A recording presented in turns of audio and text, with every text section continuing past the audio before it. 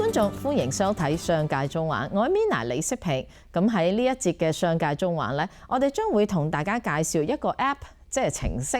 咁個程式嘅名咧叫做 Yummy Meal。咁我哋請到呢位嘉賓咧，相信好多嚟自香港嘅觀眾朋友咧就已經非常之熟悉，因為咧佢好多香港嘅電視劇裏面咧有飾演警察啦、法官等等角色，亦都咧就識講流利廣東話嘅何國榮先生。Hello， 何生你好。喂 ，hello， 大家好。係咁啊，何生啦，就即係疫情重創啦，就對你同埋香港嘅演藝界有咩影響呢？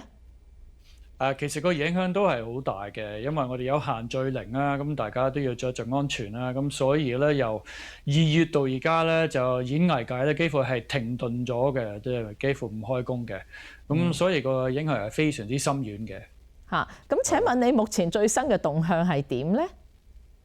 我就啱啱加入咗一個 app 咧，叫 Yummy Meal app 咧，就幫佢哋喺市場推廣方面咧，就做下啲嘢啦。咁啊就係咯，呢個最新嘅動向。咁啊就講開呢個 Yummy Meal 呢個 app 啦，呢個 app 咧就係美國呢度嘅 IT 公司開發嘅。咁但係我知何生你咧就 base 喺香港，你係點識得佢哋同埋點樣開始合作嘅咧？咁啊 Yummy Meal App 裏邊公司嘅股東咧就係有啲係香港人，咁佢哋睇過我啲新聞咧，就知道我都受到疫情嘅影響啦，又知道我個收入減少咗啦，曾經有啲健康嘅問題啦。咁但係佢又知道咧，其實我曾經係做過唔少 IT 方面嘅工作咧，同埋我喺演藝事業都做咗好多年嘅。咁佢哋又覺得我嘅形象咧就比較精明，咁所以佢就試揾我啦，睇下我可唔可以幫手喺interface 方面啦，或者係市場推廣方面可以俾下啲意見啦。咁Yummy Meal 呢個平台咧，其實佢主要都係提供一個超低快率嘅外賣平台咧，俾啲餐廳同埋俾啲顧客啦。咁就佢都係想盡量去幫下啲中小型餐廳，我都好認同呢樣嘢嘅。咁大家咧就可以試嘅，因為呢個 app 以前咧就初出咧就係有啲複雜嘅，而家簡單咗，即係簡單咗好多。咁你去 App Store 或者 Google Play 咧，咁你就可以 download 嘅 Yummy Meal 就係 YAMIMEAL Yummy Meal 啦，咁大家可以試下咯。非常之好。咁啊頭先咧，阿何生你就提到啦，就呢個 Yummy Meal。咁其實裡面咧就好多觀眾朋友，我相信咧都試過裡面即係使用呢個 app 嘅話咧，就喺裡面咧就係呢個叫做 SJ Fresh Direct 呢個網上超級市場買餸嘅。咁一開始嘅時候咧，就即係大家都知道咧，就啲餸嘅份量咧就比較大份啦。咁但係依家逐漸嚟講咧，就即係越嚟越好用啦呢個 app。咁亦都咧就係啲客戶服務咧都非常之好嘅，麻煩何生你嚟介紹下咧。佢個份量大嘅，係初就係嘅，我都睇過一啲 video 咧，係即係有啲份量好大嘅。咁但係你要即係諗翻3月嗰陣時咧，就美國就啱啱開始爆發疫情啦，跟住政府咧就話餐廳就唔好開門啦，唔好做堂食生意啦。咁啲人咧由居家避疫啦，咁啊大家翻屋企咧，咁變咗咧，咁大家咧又唔係好想去街，咁要網上買嘅，咁所以咧就好啲人就去網上買菜啦。咁但係就發覺當時啲平台咧就應付唔到嘅。咁SJ 咧就佢本來咧就係佢本來就係供應貨俾餐廳啊嘛。咁所以佢啲分量比較大嘅，咁佢當時咧佢都係受到影響嘅。嗱，你政府叫啲餐廳係要關閉堂食咧，咁但係 SJ 咧主要都係供應貨俾餐廳啊嘛，咁啲餐廳咧就要一時間咧就要轉型做外賣咧，咁但係唔係間間都可以轉到嘅，就算你轉到啊，你嘅生意額都係少咗好多，咁所以 SJ 嘅生意額都係少咗好多。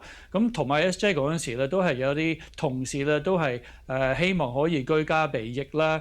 咁所以 SJ 嘅收入都減少咗，咁就咁當時咧，其他公司咧做呢行嘅公司咧，有啲咧就減薪啊、停薪啊，甚至係裁員。咁SJ 咧，佢都係即係不嬲都係為啲職員着想嘅。咁佢出咗一個問卷調查啦，睇下啲職員係點樣。當時咧政府未有呢個救濟方案措施嘅。咁所以佢問啲職員咧都係要供車啦、供樓啊、養家啦，咁就出咗呢個調查啦。咁結果咧理所當然啦，大家都係希望可以繼續開工嘅。咁所以 SJ 咧就話，就算係蝕錢，我都係盡量咧就俾人照出糧啊，照翻工啊。咁就佢就見到呢個喺即係網上啊買材嘅需求咧就好大嘅，咁所以佢就決定咗佢同 Yummy Meal 合作啦，咁就可以送貨俾家庭嘅。咁當時佢啲供應商咧，其實同佢合作咗10幾年，啲供應商咧都係好支持嘅。咁 SJ 啊買一批新嘅設備翻嚟咧，跟住成個流程啊、接單啊、處理啲貨咧、送貨咧都係要重新調整嘅。咁就卒之咧就佢就3月中咧，即係3月咧就已經開始送貨俾家庭，每個月都蝕緊70-80萬蚊嘅錢咯，佢蝕緊70-80萬蚊美金啊！咁但係咧就佢係要盡快開始送貨俾啲家庭啦，就係呢個原因啦。咁就到4月嗰陣時咧，就即係已經開始順啲啊，做啲嘢咁都唔容易咯嚇。咁就Greg 即係何生啦，就即係我哋知道啦，就如果咧要送貨俾家庭咧，就梗係要同外賣平台嚟到合作啦。咁當其時咧，就市面上應該有好多知名嘅品牌咧，就有 approach 呢個 SJ Fresh Direct， 但佢哋結果咧都係揀咗 Yummy Meal 咯，係點解咧？咁梗係有原因啦，因為佢當時咧，佢知道 Yummy Meal 咧，當時係有好多知名度嘅平台嘅，咁佢見到 Yummy Meal 咧，Yummy Meal 呢個平台出現咧，都係因為想打咗一個超低快率外賣嘅平台咧，就讓啲利潤咧就俾翻啲商家，等啲中小型餐廳咧就喺美國嘅市場裏邊咧係有機會生存嘅。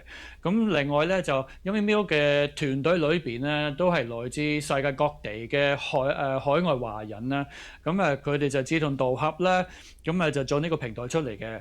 咁 SJ 咧就見到佢哋係咁嘅理念啦，覺得好吻合啦，跟住Yummy Meal 平台嘅隊員咧，成員咧，佢哋見到 SJ 咧就對呢個疫情後呢個應對措施咧，又見到其實市面即係網上要買菜呢個需求咧係好大好急，咁所以咧就 Yummy Meal 嘅成員咧就係趕工啦、加班加點啦，就喺即係令到佢嗰個平台咧就可以做啲上線嘅，咁就卒之就喺3月中上線嘅。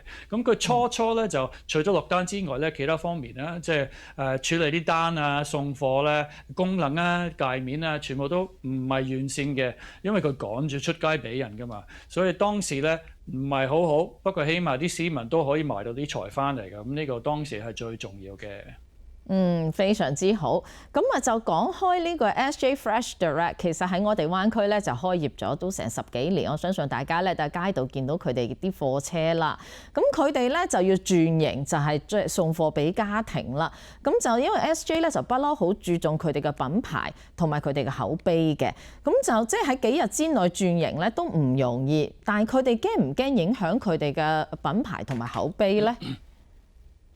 咁嗰陣時咧，即係佢不嬲都係好穩陣嘅。咁但係當時咧個市場啊同埋市民啊都係好急嘅。你記得3月嗰陣時都出現咗啲搶購潮啦，搶購潮啦，佢係非常之緊要噶嘛。咁所以咧，佢冒住係會影響佢口碑嘅風險咧，都係趕住咧就造成呢個轉變啊。咁佢就幾日之間咧，就可以由送貨俾餐廳咧，就轉到係送貨俾家庭嘅。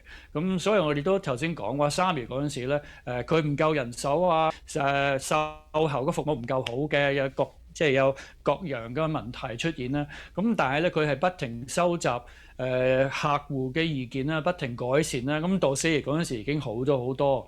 咁就進入咗9月咧，佢連冷凍嘅食物嘅包裝都改善咗嘅。而家係有保溫袋提供俾啲客嘅，咁就好好多。咁對佢對啲蔬菜嘅質量嘅投訴咧，就已經降低到咧係唔夠1/1000嘅，即係送10000份產品佢先至可能有1次嘅投訴。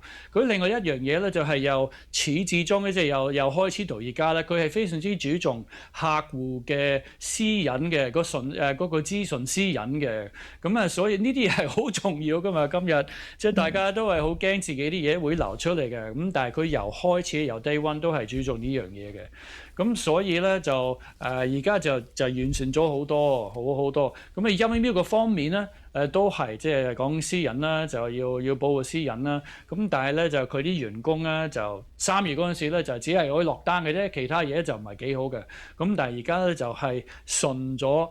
簡化咗，咁大家係真係可以值得再去試一次嘅。咁我見到 SJ 咧同埋 Yummy Meal 咧，佢哋嘅即係呢個理念啦，同埋佢嘅應變能力都好犀利嘅。咁所以我有機會同佢哋合作咧，我哋決定咗話 yes 啊！非常之好，我哋多謝晒何生。咁如果觀眾朋友有興趣要喺 SJ Fresh Direct 買餸嘅話咧，就記得咧就 download 呢個 Yummy Meal 呢個 app。咁嗰個 Yummy Meal 咧係串法咧就係 YAMIMEAL。